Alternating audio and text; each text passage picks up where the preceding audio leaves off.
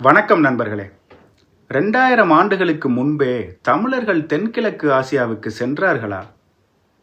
சமூக ஊடகங்கள்ல தமிழர் வரலாறு பற்றி பல்வேறு கருத்துக்கள் தொடர்ந்து பரவி வருது. ஆனா உண்மையான வரலாறு என்ன சொல்லுது? சமீபத்துல தாய்லாந்தின் பெட்சாபுரியில கிடைச்ச ஒரு தமிழி முத்திரை மோதிரம் இந்த கேள்வியை மீண்டும் முக்கியத்துவமாக்கியிருக்கு. சோழர்களின் காலத்துக்கு முன்பே தமிழர்களுக்கும் தென்கிழக்கு ஆசியாவுக்கும் தொடர்பு இருந்ததா? அதற்கான வரலாற்று மற்றும் தொல்லியல் ஆதாரங்கள் என்ன? அதே போல தமிழ், பிராகிருதம், சமஸ்கிருதம் தொடர்பா சமூக ஊடகங்கள்ல பரவுற கருத்துக்கள்ல இருக்கிற உண்மை என்ன? இப்படி பல கேள்விகளுக்கு வரலாற்று ஆதாரங்களின் அடிப்படையில் விளக்க இருக்கிறார் பெருமதிப்பிற்குரிய பேராசிரியர் ஐயா கருணானந்தன் அவர்கள். இந்த காணொளியில தமிழர் வரலாறு குறித்து நாம் அறிந்து கொள்ள வேண்டிய பல முக்கியமான தகவல்கள் காத்துக்கிட்டு இருக்குங்க. மறக்காம இந்த காணொளியை முழுமையா பாருங்க. வணக்கம் சார். சமீபத்துல தாய்லாந்துல பெட்சாபுரி மாகாணத்துல நடந்த ஒரு அகழாய்வு, அதுல கிடைச்ச தமிழ் எழுத்து பொறிக்கப்பட்ட ஒரு மோதிரம் ஒரு பெரிய விவாதத்தை கிளப்பியிருக்கு. இதை பத்தி உங்க கருத்து என்ன சார்? என்ன இப்போ நான் முதல்ல ஒன்று சொல்லிடுறேன். நான் ஆர்கியாலஜிஸ்ட் கிடையாது, தொல்லியலாளன் கிடையாது, எபிகிராஃபிஸ்டும் கிடையாது, எழுத்தியாளனும் கிடையாது. அந்த வரலாற்றாளனுங்கிற முறையில் மட்டும்தான் இதை பார்க்குறேன். ஏன்னா இது மற்ற தொல்லியல் ஆய்வுகள்ங்கிறது எஃப்ஐஆர் மாதிரி, ஃபர்ஸ்ட் இன்ஃபர்மேஷன் ரிப்போர்ட். அதுக்கு முன்னாடி ஃபைனல் ஸ்டேட்மெண்ட் எப்படி கொடுக்குறாங்களோ அதேபடி இதை கொடுக்கணும். வரலாற்றில் இணைக்கிறதுங்கிறது இது. பொதுவாக வரலாற்றில் நம்ம இந்த கண்ணோட்டத்தில், வரலாற்று கண்ணோட்டத்தில் அந்த நீரோட்டத்தை பார்க்கறது சமயத்தில் ஒரு தமிழ் சார்ந்த பொருள் தென்கிழக்கு கிடைக்கிறது வியப்பில்லை, எதிர்பார்க்கப்பட்டது தான். ஏன்னா இது எதிர்பார்க்கப்பட்டதற்கான ஒரு சான்று மாதிரி, முதற் சான்று மாதிரி இந்த மோதிரம் நமக்கு கிடைக்குது. அந்த தென்கிழக்கு ஆசிய நாடுகளுடைய தமிழக உறவுகள் பார்க்கறது அந்த காலகட்டத்தை வச்சு நம்ம பார்க்க வேண்டியிருக்கு.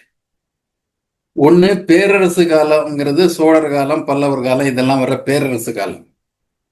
அப்ப இருக்கிற பண்பாட்டு சூழல் வேற, அதற்கு முந்தைய காலத்தில் இருக்கிற பண்பாட்டு சூழல் வேற. இப்ப தமிழர்கள் வர்ற சமயத்துல அவர்கள் புலம்பெயர் தமிழர்களா, வணிகத்திற்காக வந்த தமிழர்களா, வந்து செல்லும் தமிழர்களான்னு பல கேள்விகள் இருக்கு. மூன்றிலுமே தமிழர்கள் வர்றாங்க.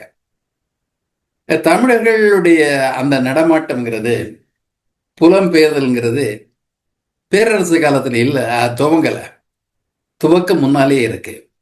அப்போ துவக்க கால அந்த தொல்பொருள்களை ஆய்வுக்குரியவை இப்பொழுது கிடைக்க ஆரம்பிச்சிருக்கு. இது வரைக்கும் நமக்கு கிடைச்சது கட்டிடங்களை வச்சு பார்த்துட்டு இருந்தாங்க. ஆங்கர் ஓட்டோ மற்றதோ போராபுதூர் இதே மாதிரி கட்டிடங்களை வச்சு பார்த்துட்டு இருந்தாங்க. அதுவும் மதம் சார்ந்த கண்ணோட்டத்தில் அதையெல்லாம் பார்க்க ஆரம்பிச்சாங்க. இது பக்தி இயக்க காலத்துல வருது. இனியும் சொல்ல போனா குப்தர் காலத்துல பொற்காலம்னு சொல்லிட்டு கிரேட்டர் இந்தியான்னு ஒரு சாப்டர் ஆரம்பிச்சாங்க. அகண்ட பாரதம் அப்படின்னு இவங்க சொல்ற அந்த அகண்ட பாரதத்துல இந்த பக்தி மரபு சார்ந்த கட்டடங்களை இவங்க மேற்கோள் காண்பித்து அதை இந்திய பண்பாட்டின் விரிவாக்கம்னு சொன்னாங்க. அது ரொம்ப பொதுமைப்படுத்துதல், அதை கூர்மைப்படுத்தல் வரதுல இதற்கான நபர்கள் யார், எந்த பிரிவு அப்படிங்கிற ஒரு கேள்வி வரதுல அந்த கேள்விக்கான ஆய்வுகள் இந்தியாவிலிருந்தும் வரல, தென்கிழக்கு நாடுகளும் வரல. இப்போ முதல் தடவையா இந்த தமிழி சார்ந்த எழுத்து பொறிப்புகள் கிடைக்க ஆரம்பத்துல இதுவரைக்கும் மானுமெண்ட்ஸை வச்சு பார்த்தவங்க, நினைவு சின்னங்களை வச்சு பார்த்தவங்க இப்ப எழுத்து குறியீடுகளை வச்சுட்டு அந்த ஆய்வை விரிவுபடுத்த வேண்டிய ஒரு கட்டாயம் வந்திருக்கு. ஆகவே இந்த ஒரு துவக்கமா நான் பார்க்கிறேன். இது மேலும் தொடர்ந்தால் மேலும் பல பொருட்கள் கிடைப்பதற்கு வாய்ப்பு உண்டு, எழுத்துக்கள் கிடைப்பதற்கு வாய்ப்பு உண்டு. நம்ம அனுமானமா சொல்லக்கூடிய, அதாவது ஒரு லாஜிக்கல் கன்க்ளூஷன்னா தமிழர் அங்கே சென்றிருக்கின்றார்கள்ங்கிறது லாஜிக்கல் கன்க்ளூஷன். தடயங்கள் இப்ப கிடைக்க ஆரம்பிச்சிருக்கு. என்னை பொறுத்தவரையில் இது வரவேற்புக்குரிய ஒரு கண்டுபிடிப்பு, ஆனால் வியப்புக்குரிய கண்டுபிடிப்பு அல்ல. இப்போ தென்கிழக்கு ஆசியாவில் தொடர்ச்சியா தமிழர்களுடைய வரலாற்று ஆதாரங்கள் கிடைச்சிக்கிட்டு இருக்குது. தமிழர்களுடைய கடல்சார் வரலாற்றை பத்தி நீங்க என்ன நினைக்கிறீங்க சார்? இது இந்த வரலாற்று சில இந்திய வரலாறு எழுதப்பட சமயத்தில் தெற்கு புறக்கணிக்கப்பட்டிருக்கு. அப்ப தமிழர்களுடைய அந்த பண்பாட்டு கூறுகளை பத்தியோ பொருளியல் நடவடிக்கைகளை பத்தியோ எந்த ஒரு ஆய்வும் இல்லை. இந்த கிருஷ்ணசாமி ஐயங்கார் சொல்லுறதுல கூட அந்த ஓரளவுக்கு தான் பிற்பட்ட காலத்துல தான் அவர் கவனம் செலுத்தினார். நீலகண்ட சாஸ்திரி ரொம்ப பொதுமைப்படுத்தினார். அவர் பொதுமைப்படுத்துறதுல இது ரெண்டு பண்பாட்டை ரெண்டா பிரிச்சார். இந்திய பண்பாடுன்னு ஒண்ணு அவர் உருவகம் பண்றாரு. அதை கிரேட்டர் ட்ரெடிஷன் பெருமரபுங்கிறாரு. மற்றவை எல்லாம் சிறு மரபுன்னு சொல்றாரு, லெசர் ட்ரெடிஷன்ங்கிறாரு. இந்த லெசர் ட்ரெடிஷன் என்ன பொருள்னா அவர்கள் கவனம் செலுத்த விரும்பாத மரபுகள்னு பொருள். இப்ப இந்த தெற்காசிய நாடுகள்ல நிலவியல் ரீதியா நீங்க பார்த்தீங்கன்னா, புவியியல் ரீதியா பார்த்தீங்கன்னா, இந்த தீபகற்ப இந்தியாங்கிறது தமிழகத்துல முடியுது, தெற்கு பகுதியில.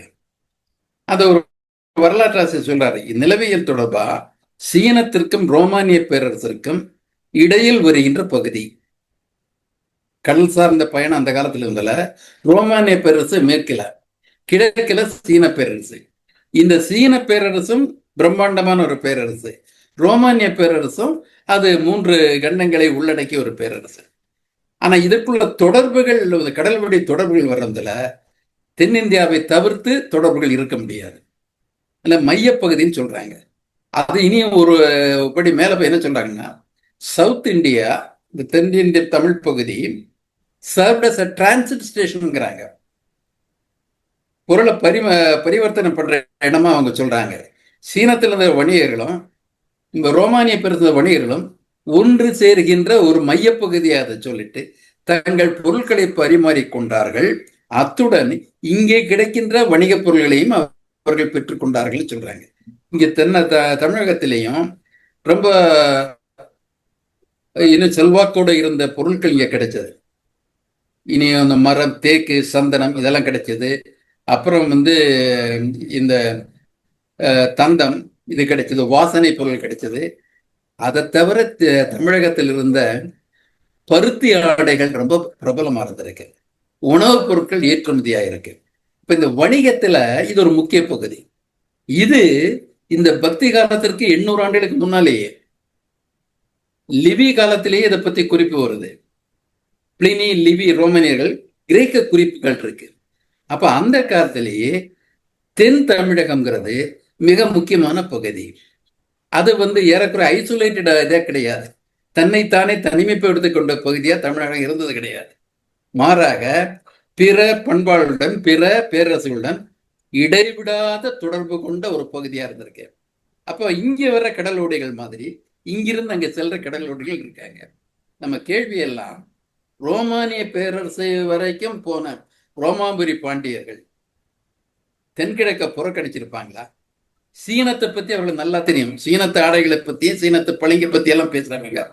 அந்த சீனத்திற்கும் தமிழகத்துக்கு இடையில் இருக்கிற தென்கிழக்கு ஆசிய நாடுகள் தெரியாம போயிருப்பாங்களா? ஒரு லாஜிக்கலான கன்க்ளூஷன். அதை தவிர இங்க இருக்கிற நீங்க மேற்குல அரபிக்கடலை தாண்டதுக்கு ஹிப்பாலஸ் இந்த பருவ காற்றை கண்டுபிடிக்கிறாருன்னு சொல்றாங்க.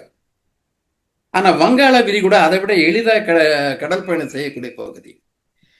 இப்ப இங்கிருந்து வணிக பொருள்கள் அங்க போகக்கூடிய வாய்ப்பு, வணிகர்கள் செல்லக்கூடிய வாய்ப்பு இவங்க சொல்ற சோழர் காலத்திற்கு ஏறக்குறைய 1000 ஆண்டு காலத்திற்கு முன்னாலே இருந்திருக்கு. சென்றதற்கான சில அறிகுறிகளும் நமக்கு தெரியுது. காம்போஜம்னு சொல்றதுல இது ஏதோ வடநாட்டு காம்போஜம் நம்ம எடுத்துக்க தேவையில்லை. தென்கிழக்கு நாட காம்போஜம் பற்றிய குறிப்பு இருக்கு, அங்கே இருக்கு. ஸோ இங்கிருந்து சென்றவர்கள் தமிழ் இலக்கிய, தொல் தமிழ் இலக்கிய மரபில், அதில் மற்றவங்க சாதாரணமா சொல்றது சங்ககால இலக்கியம்ட்டு, தொல் தமிழ் இலக்கிய மரபுல அகப்பொருள்ல வர்றதுல தலைவன் தலைவின்னு ஒரு 2 கேரக்டர் கொடுக்குறாங்க. அப்ப தலைவன் எப்ப திரும்பி வருவாங்கிற கேள்வியே இந்த அந்த பொண்ணு கிட்ட, கூட இருக்கிற தோழி கிட்ட கேட்கிறாங்க. அப்ப தோழியை தலைவிக்கு சொல்லுவாங்க, கார் வருது, அதற்கு அறிகுறிய மயில் தோகையை விரிச்சிருச்சு, கார்காலம் வந்தவுடன் தலைவன் ஒருவன், பொருள் தேடி சென்ற தலைவன் வருவான்.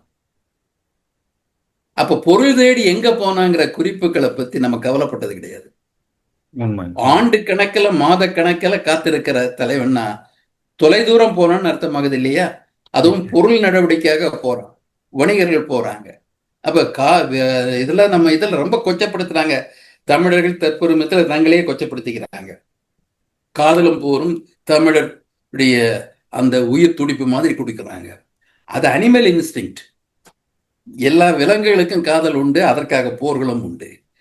ஆனா பண்பாடுங்கிறது அதையும் கடந்து மேம்பட்ட ஒரு பண்பாடு. அந்த மேம்பட்ட பண்பாட்டில் பொருளியல் நடவடிக்கை வருது. அந்த பொருளியல் நடவடிக்கை வரதுல பொருளுக்காக மற்றவங்க பொருளை இங்கே விற்கணுங்கிறத எதிர்பார்க்காம இவர்களே பொருளை கொண்டு செல்லவும் அங்கிருந்த பொருளை கொண்டு வரவன் நடவடிக்கையில போறது ஒரு உச்சகட்டமான நடவடிக்கை. அந்த உச்சகட்ட நடவடிக்கையை கிமு 3ஆம் நூற்றாண்டுல நம்ம இங்க பார்க்கிறோம். மாமூலனார் காலத்தை கிமு 4ஆம் நூற்றாண்டு வச்சுட்டா, கிமு 4ஆம் நூற்றாண்டிலேயே தமிழர்கள் வெளியிட தொடர்பு கொண்டிருந்தாங்க அப்படிங்கிற அதற்கு அடிப்படை ஆதாரம் நம்ம எடுத்துக்க வேண்டியது பொருள் தேடி செல்லுதல். அந்த பகுதியை தமிழ் ஆய்வுகள்ல பெரும்பாலும் புறக்கணிச்சிருக்காங்க. அந்த பொருள் தேடும் நடவடிக்கையை பற்றி விரிவான ஆய்வுகள் நடந்தால் இனி நமக்கு தென்கிழக்காசிய நாடுகள்ல தமிழர்களுடைய நடவடிக்கைகளை பற்றிய அதிக செய்திகள் கிடைக்கும். சோழர்களுக்கு முன்பே இருந்த தமிழருக்கும் தென்கிழக்காசிய தொடர்புகள் மக்களுக்கு ஏன் அதிகமா சென்றடையலன்னு நினைக்கிறீங்க? இதுதான் அடிப்படை கேள்வி. இன்னும் வரலாறு சோழர் காலத்துல துவங்கதான் என்ன? தமிழக வரலாறோ இல்லை இந்திய வரலாறு சோழ காலத்துல துவங்கல. இது வரலாற்றியல்ங்கிறது நமக்கு புதிது. வரலாறு நவீன வரலாறு, அறிவியல் பூர்வமான வரலாறுங்கிறது நமக்கு புதியது. ஏறக்க 200 ஆண்டு தான் ஆகுது. இந்திய வரலாறு எழுதப்பட துவங்கியது 1817 இருந்து. அப்போதான் ஜேம்ஸ் மில் அந்த புத்தகத்தை முதல்ல இந்திய வரலாறு, அது வட இந்திய வரலாறு தான் அதை கொடுக்கிறது. அந்த வரலாற்றை எழுதுறதுல அவர்களுக்கு உறுதுணையா இருந்தது யாரு? சமஸ்கிருத மொழி பேசுபவர்கள் மட்டுமே, சமஸ்கிருதத்தை புனிதப்படுத்தியவர்களால் மட்டுமே வழிநடத்தப்பட்டார்கள். அப்ப அவர்களுடைய நோக்கம் இந்திய வரலாறு சொல்லத்துல சமஸ்கிருதம் சார்ந்த வரலாற்றை தேடுவதுங்கிறது தான் இருந்தது. எப்பவுமே செல்வாக்கு பிரிவினர் முதன்மையில வந்துருவாங்க. அந்த செல்வாக்கை தங்களையே முதன்மைப்படுத்தி கொண்டு வரலாற்றை எழுத ஆரம்பிப்பது புதிதல்ல. ஆனா அதை சரி செய்து விரிவான வரலாறு எழுதப்படணும் இல்லையா? தமிழகத்துல சொல்லப்போனா தென்னாடு தமிழ்நாடுங்கிற அந்த ஒரு கண்ணோட்டத்துல வரலாற்றை விரிவுபடுத்துதுங்கிறது 1916க்கு மேலதான் இங்க ஆரம்பிக்குது. சென்னை பல்கலைக்கழகத்துல அதான் தென்னிந்தியாவில் இருக்கிற முதல் பல்கலைக்கழகம். கிருஷ்ணசாமி ஐயங்கார் வர்றாரு. அவரு இந்த இஸ்லாமியர் காலம் இடைக்காலம் அதை பத்தி ரொம்ப கவலைப்பட்டவர். அதுலயும் வைணவ மதத்தை பத்தி கவலைப்படுறாரு. திருப்பதி சிலையை களவாடப்பட்டதை பத்தி கவலைப்படுறாரு. இவர் கொடுக்கிறாரு. அப்ப அந்த முதல் வரலாறுகள் எல்லாமே வைதீகத்தை மையமாக கொண்ட வரலாற்றை ஒற்றை வரலாறாக படைக்க விரும்பினார்கள். மற்ற வரலாறுகளை பார்க்கணும்னா தமிழ் மொழியோ பிராகிருத மொழியோ பைசாச்ச மொழியோ கன்னட மொழியோ தெலுங்கு மொழியோ பிராகிருத மொழி புலமையோ இருந்திருக்கணும். அதை பத்தி கவலைப்படல. நம்ம இதுல வில்லியம் ஜோன்ஸ் வர்றதுல அவருக்கு பல மொழிகள் தெரியும்பாங்க. இந்திய மொழியில் அவருக்கு தெரிஞ்ச மொழி சமஸ்கிருதம். தமிழ்ங்கிற மொழி இருக்கிறது கூட அவருக்கு தெரியல. அவர்கள்லாம் சேர்ந்து ஏஷியாட்டிக் சொசைட்டி மூலம் இந்திய வரலாற்றை படைக்கிறாங்க. இந்த ஒரு ட்ரெண்டில் இருந்து மாற முடியாம ரொம்ப கஷ்டப்பட்டிருந்தோம். அப்ப தென்னிந்திய வரலாறுங்கிற ஒரு கண்ணோட்டம் 1914க்கு மேல இங்க வந்தது சென்னை பல்கலைக்கழகம் மூலமா. அந்த இவர் நீலகண்ட சாஸ்திரி வந்த உடனே அவர் இங்க இருக்கின்ற மாமன்னர்கள் வரலாறுன்னு பார்க்க ஆரம்பிச்சார். ஹிஸ்டரி ஆஃப் சவுத் இந்தியாங்கிற முதல்ல அவர் தான் தொகுக்கிறாரு. மாமன்னர்கள் வரலாறுன்னு பார்க்கிறாரு. அவருடைய கண்ணோட்டம் எல்லாம் அவரு கண்ணோட்டத்துல பெருமரபுன்னு சொல்ற வைதீக மரபை மையப்படுத்தி வரலாறு படிக்கிறார். மற்ற மரபுகள் சிறு மரபுகள் புறக்கணிக்கப்படக்கூடியவை, புறக்கணிப்பட வேண்டியவைங்கிற அனுப்பில வந்தாங்க. அதனாலதான் சோழர் காலம் ஏன் பண்றாருன்னா அது புராண மதத்தின் பொற்காலம், ஆகமத்தின் பொற்காலம், திராவிட கட்டிடக்கலை. ஆனா அந்த கட்டிடக்கலையோடு சேர்ந்தவரின் நடவடிக்கைகள் புராண மத சம்பந்தமான நடவடிக்கைகள். இப்போ ஒரு பண்பாட்டு திணிப்பு அங்கே நடக்குது, ஒரு சூழல் நடக்குது. அது பிராமணர்களை முதன்மைப்படுத்துவது. அதனால் அந்த வரலாற்றுக்கு முக்கியத்துவம் கொடுக்கப்பட்டதுவே தவிர அதற்கு முந்தைய நம்பிக்கை வரலாறு பற்றி கவலைப்படல. இது இந்திய வரலாற்றின் துவக்கம் அப்படிதான் இருந்திருக்கு. அந்த துவக்கத்திலிருந்து மீள்றதுக்கு ரொம்ப நாள் ஆகுது. தமிழ்நாட்டிலேயே தமிழக வரலாறுன்னு ஒன்று முதல்ல எப்போ வந்தது? 1970க்கு மேலதான் வருது. அது வரைக்கும் தமிழ்நாட்டு பாட புத்தகத்துல இந்திய வரலாறு இருக்கும், தென்னிந்திய வரலாறு பல்கலைக்கழகத்தில் இருக்கும், கல்லூரிகள் இருக்காது. ஆனா இங்க ஒரு ஆட்சி மாற்றம் ஏற்பட்ட அப்புறம் தமிழக வரலாற்றின் மீது ஒரு கவனம் குவிக்கப்பட்டு தமிழக வரலாறுன்னு பாடம் பல்கலைக்கழகங்களே இப்போ கல்லூரியில புகுத்தப்படுது. அதுக்கு மேலதான் இந்த மைக்ரோ லெவல் ரிசர்ச்சுங்கிற அந்த நுண்ணிய ஆய்வுங்கிறது அதுக்கு மேலால வருது. இன்னைக்கு நம்ம பார்க்குற அந்த விரிவாக்கங்கள்லாம் அதன் மூலமா வந்தது. இப்போ நமக்கு வரலாறுங்கிறது ஏறக்குறைய ஒரு 70 ஆண்டுக்குள்ளதான் இருக்கு வரலாற்று படைப்புகள். அதனாலதான் அந்த முற்காலங்கள் தவிர்க்கப்பட்டன. இனியும் பல தமிழர் நடவடிக்கையை பொதுமைப்படுத்தி இந்திய பண்பாடு அல்லது வைதிக பண்பாடு, இந்து பண்பாடு அப்படின்னு பொதுமைப்படுத்தி தமிழர் பங்களிப்பையோ பிற பிரிவினரது பங்களிப்பையோ ஏறக்குறைய அவர்கள் புறக்கணிப்பதாக நிலையில இதை படைச்சிருக்காங்க. இதை மாற்றுவதற்காக தான் நம்ம எங்களை போன்றவர்கள் குரல் கொடுத்து கொண்டிருக்கின்றார்கள். சமீப காலங்களா எந்த ஒரு தமிழர் வரலாற்று சான்றுகள் கிடைச்சாலும் அதுக்கு எதிராவோ அல்லது திரிச்ச செய்திகளை பரப்புறதுக்கோ சமூக ஊடகங்கள்ல சமஸ்கிருதமும் தமிழும் ஒரே காலத்துல தோன்றிய அல்லது ஒரே அளவுக்கு தொன்மையான மொழிகள் போன்ற ஒரு பரப்புரை செய்யப்படுது. வரலாற்று ஆதாரங்கள் அடிப்படையில இதை பத்தி உங்க கருத்து என்ன சார்? முன்முடிவு எடுக்கப்பட்ட சில விஷயங்களை வரலாறா கொடுக்கறாங்க. இங்க தமிழிங்கிற ஒரு மரபு, பிராகிருதம்ங்கிறது ஏன்னா எடுத்துருவப்ப பின்னாலதான் வரும், மொழி முன்னால வந்துடும். அந்த இலக்கிய மரபுங்கிறது அதுக்கு பின்னால வரும். கடைசியில தான் அந்த பண்படுத்துகின்ற மரபு. மொழியும் நம்ம மாதிரி வளர்ந்துட்டு இருக்கு. எல்லா வளர்ச்சிக்கும் மொழியும் உண்டு, அதற்கும் படிநிலைகள் உண்டு. ஆனா இங்க நமக்கு பொறுத்த வரைக்கும் தமிழி அல்லது தமிழ் எழுத்துக்கள், தமிழ் ஒலிப்புகள் உள்ள அந்த கல்வெட்டுக்களை கிமு 4ஆம் நூற்றாண்டுலேருந்து பார்க்கிறோம். மதுரையை சுற்றி இருக்கிற இந்த கல்வெட்டுல அது ஜைன தொடர்புடையன்னு சொல்றாங்க. ஆனா தமிழ் எப்படி தமிழ் நம்ம சொல்லக்கூடிய அளவிற்கான எழுத்துக்கள் அங்க வந்திருக்கு. இப்போ கிமு 4 5ஆம் நூற்றாண்டிலேயே தமிழுக்கு எழுத்து உண்டு. இப்போ கீழடியோ மற்ற இடங்களையோ நம்ம பார்க்குற அந்த எழுத்துருக்கள், தமிழ் பெயர்கள் வருது. அதுன்னா அதை நாம் இன்னும் கொஞ்சம் உறுதிப்படுத்திட்டோம்னா பல கிடைச்சிட்டே இருக்குது, உறுதிப்படும். அப்போ கிமு 6ஆம் நூற்றாண்டுலேருந்து தமிழுக்கு எழுத்து உண்டு. அப்போ தமிழ்ங்கிறது எந்த மொழியும் முதல்ல பேச்சு மொழியா இருக்கும், பின்னால் எடுத்து உறவு பெறும், அது இயல்பு. தமிழுக்கு எடுத்துங்கிறது கிமு 6ஆம் நூற்றாண்டிலேயே இருக்கு, கிடைக்கின்ற ஆதாரங்கள் மூலமாக. ஆனா சமஸ்கிருதம் சொல்றதுக்கு எடுத்துரு எப்ப கிடைக்குது? கிபி 2ஆம் நூற்றாண்டு அந்த கிர்னார் கல்வெட்டு, அது அசோகன் கல்வெட்டுல கிர்னார் கல்வெட்டு, அதுல ருத்ரராமனுடைய கல்வெட்டு பொறிக்கப்பட்டது. அதுதான் சமஸ்கிருதத்துல வர்ற முதல் கல்வெட்டு. அதனுடைய ஆண்டு கிபி 2ஆம் நூற்றாண்டு.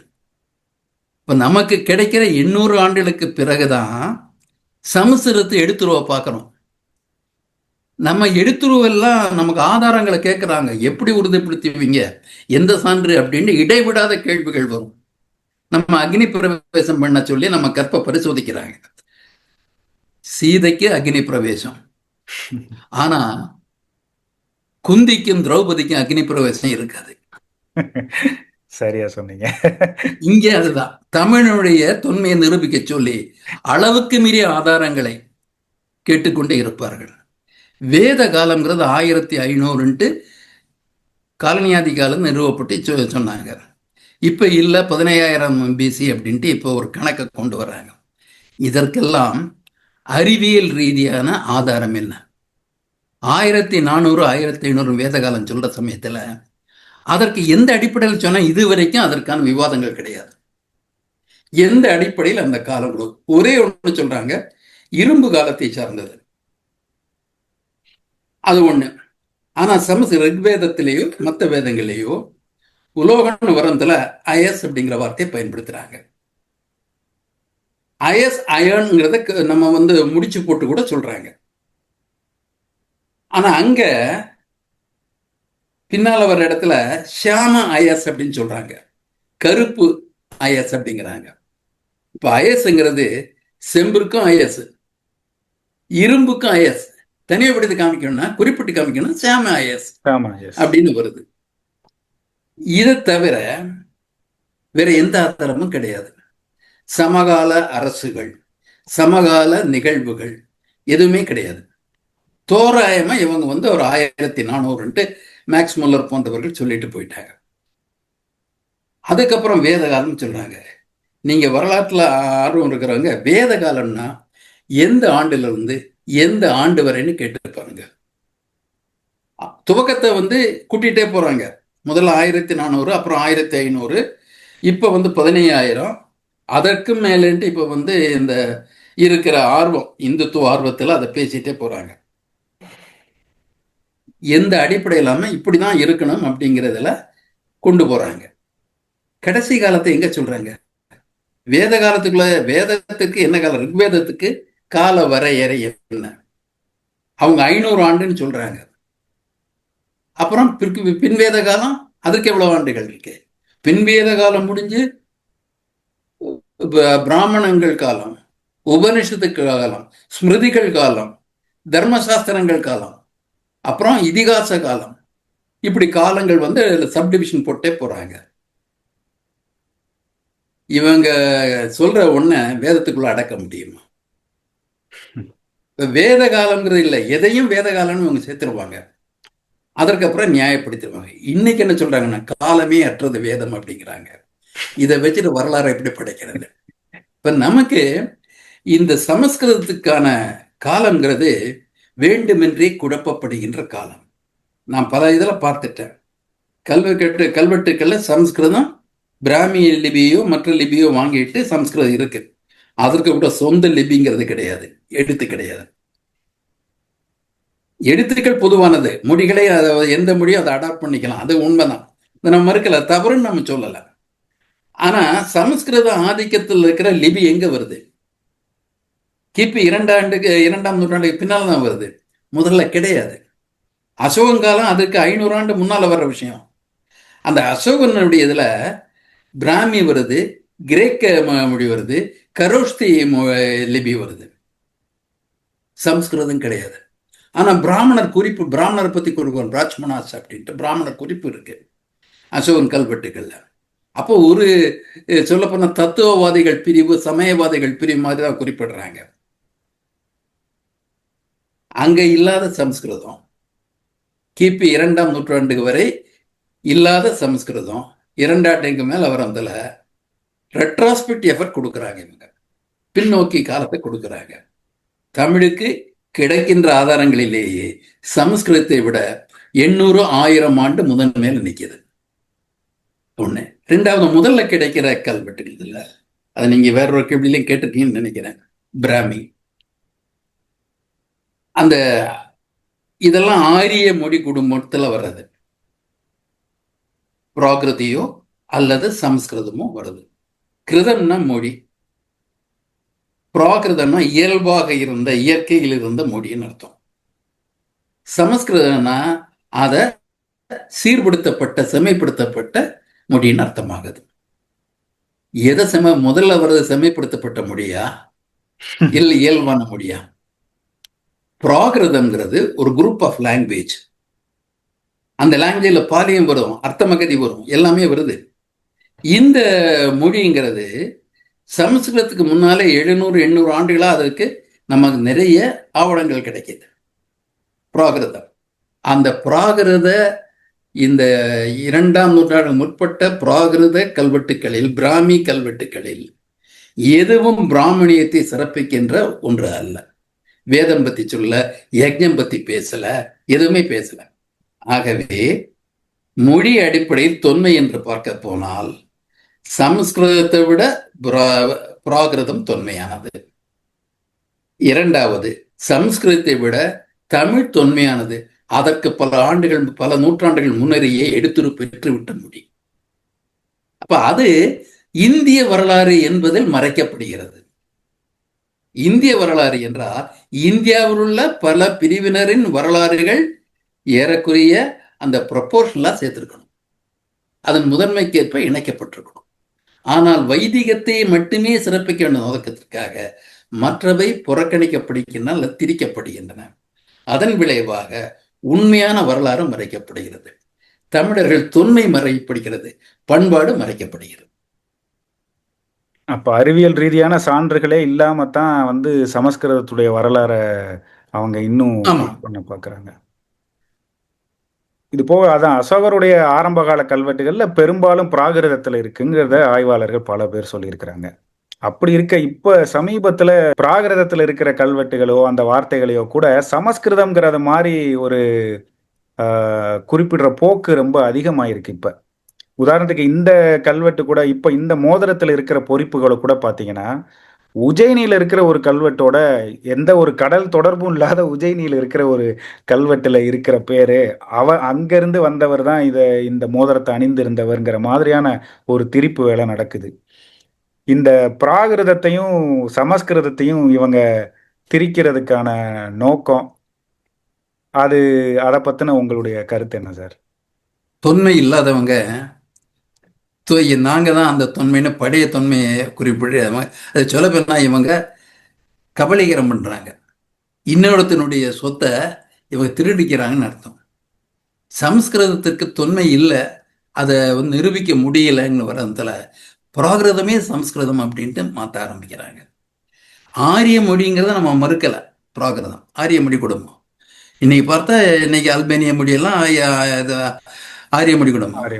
ஐரோப்பாவில் இருக்கிற மொழிகள்லாம் பெரும்பாலும் ஆரிய மொழி குடும்பம் தான். ரஷ்ய பகுதியில் இருக்கிற ஸ்லாவ் மொழிகள்லாம் ஆரிய மொழிகள் தான்.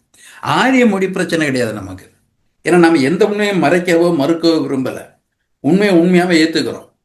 ஆனால் சமஸ்கிருதம், அதன் பெயரே சமஸ்கிருதம் என்ற பெயரே சீரமைக்கப்பட்ட அல்லது பண்படுத்தப்பட்ட மொழின்னு வர்ற சமயத்தில் அது எப்படி பிற மொழிகளுக்கு தாயாகும்?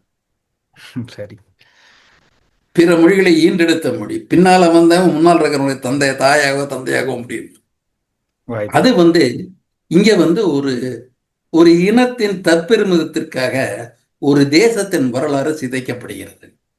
ஒரு சிறு ஆதிக்க பிரிவின் தற்பெருமிதத்தை நிலைப்படுத்துவதற்காக வரலாற்றில் கை வைத்திருக்கின்றார்கள். இதை ரொம்ப நாளாக பண்ணிட்டு இருக்கிறாங்க. நமக்கு இன்று ஒரு வரலாறு, நம்ம தமிழ்ல எந்த சொல்ல சொன்னா இது சமஸ்கிருதத்திலிருந்து எடுக்கப்பட்டது அப்படிம்பாங்க. ஒரு முறை கேட்டாங்க, தமிழுக்கு முகமில்லை அப்படின்னு சொன்னாங்க. முகம்ன்றது சமஸ்கிருத வார்த்தை, அதற்கு இணையான சொல் தமிழ்ல வேற இருக்கா? முகங்கிறதே தமிழுக்கு பெறப்பட்டது அப்படின்ட்டு ஒரு சமஸ்கிருத ஆர்வலர் எங்கூட இந்த வாதத்தில் ஈடுபட்டார். அப்போ நான் கேட்டேன், நீங்க முகத்துக்கு எத்தனை சொல்லு சமஸ்கிருதம் இருக்குன்னு கேட்டேன். அவர் பார்த்தா இதுன்ட்டு ஒரு 5-6 மொழி சொன்னாங்க.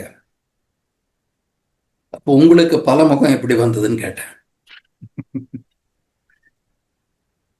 அப்ப இந்த வார்த்தை நம்ம எடுக்கிறதுனா, அவர்கள் எதை எடுத்துக்கொண்டாலும் அவங்க ஸ்வீகாரம் பண்றதெல்லாம் தங்களுடைய படைப்புன்னு சொல்லிடுறாங்க.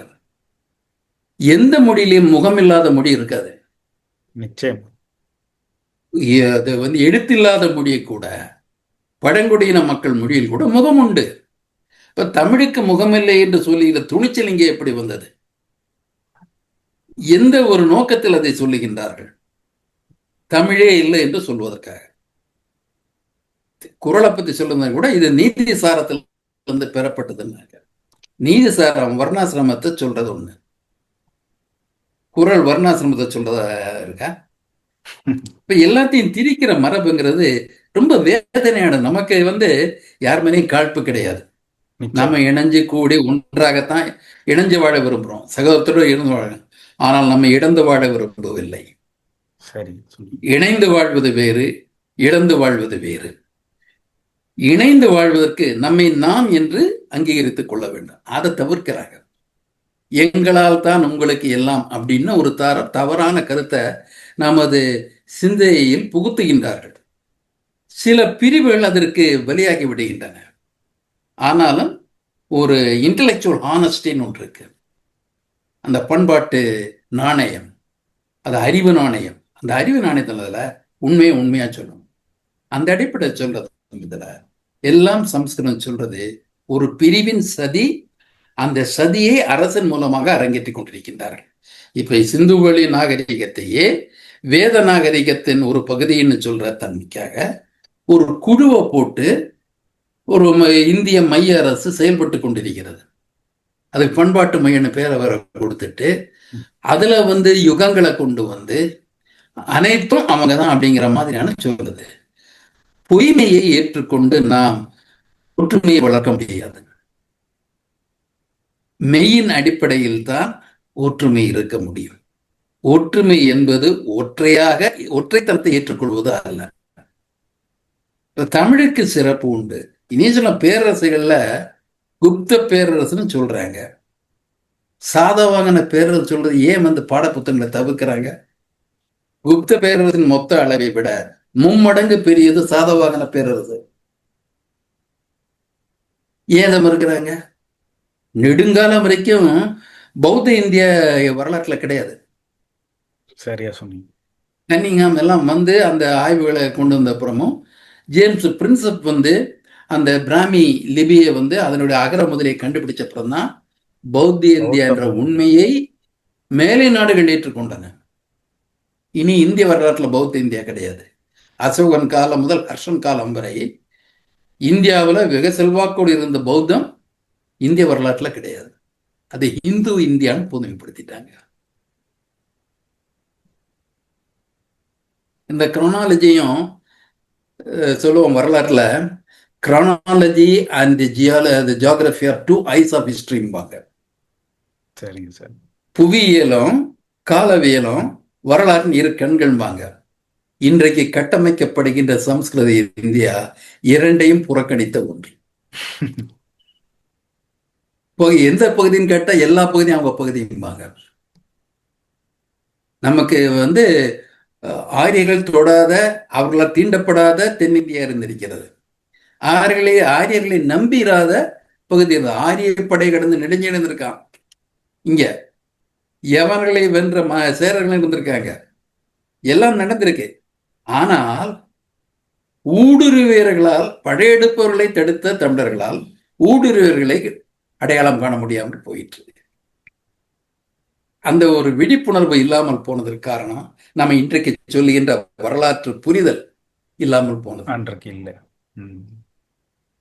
பல வரலாற்று கேள்விகளுக்கு ரொம்ப அருமையா எங்களுக்கு தெளிவான உரைகள் கொடுத்தீங்க, விளக்கங்கள் கொடுத்தீங்க. ரொம்ப நன்றி ஐயா.